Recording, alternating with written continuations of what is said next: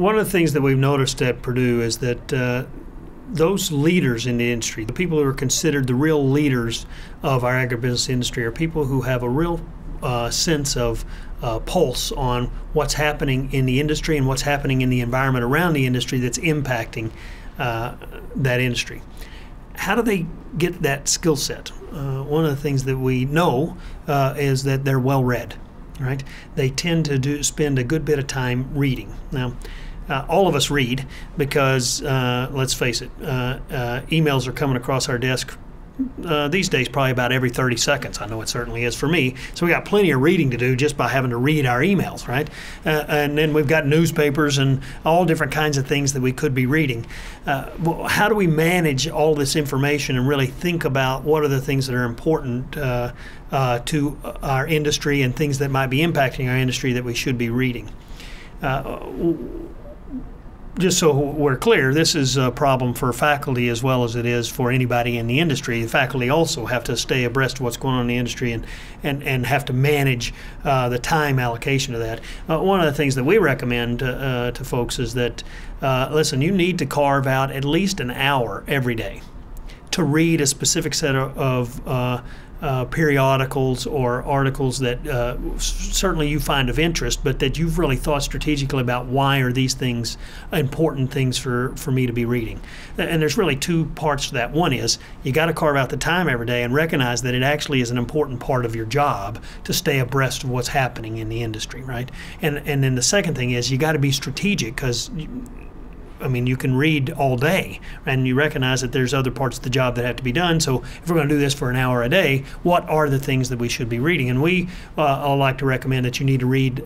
You need to read in the industry, obviously. So an industry publication, whether that be a dealer and applicator or food technologies or whatever, is something that's really related, fairly closely related to what you do. You certainly want to be able to carve out time to read directly within the industry. But we also think we ought to be reading broader, because it's the broader impacts of the world around us that ultimately impact the industry. And if we can understand those things, we're going to have much better foresight into what things are likely to be impacting our customers, our competitors, and us. So what do we mean by that? Things like the Wall Street Journal, for example.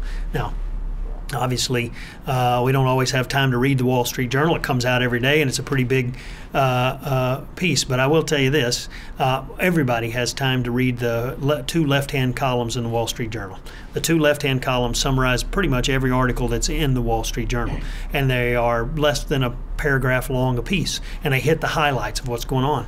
And you can read those two left-hand columns and then say, okay, hey, there's a particular article I'm interested in, or that's something I've been following. I know what's going on with, as an example, a big boom in natural gas in the United States. Well, clearly that's going to have an impact on energy prices, which impacts agriculture, and it's probably going to have some sort of an impact on fertilizer, particularly nitrogen, in the future. Well, there's another article in Wall Street Journal on what's going on with natural gas. I should probably read that because I need to stay abreast. If I'm in the fertilizer industry or if I'm in the energy side of the business, I want to understand what's going on in that area, as an example, right? So there are ways to take even the Wall Street Journal and sort of take a quick summary read of it and focus on those issues that are most important to you. And so now the other thing I would argue at least, is that if you're going to read the Wall Street Journal, it might not be a bad idea to read something like the London Financial Times too every so often. Why? Well, the Wall Street Journal tends to have a North American focus and a bit of a bias in terms of the way in which it thinks about the world.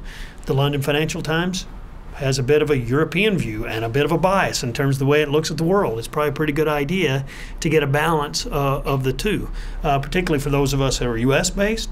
It's not a bad idea to occasionally read something like the London Financial Times and say, how does the rest of the world look at these issues that we're focused on, or look at the United States for that matter. So our argument is be strategic about the things that you want to read, but don't read only in the industry. You need to read some more things that are broader, whether that's Wall Street Journal, London Financial Times, The Economist, Business Week, Forbes, whatever those things are that you think are interesting to read, because it needs to be interesting or you won't read it, one, and two, but they broaden you beyond just what's happening in our industry.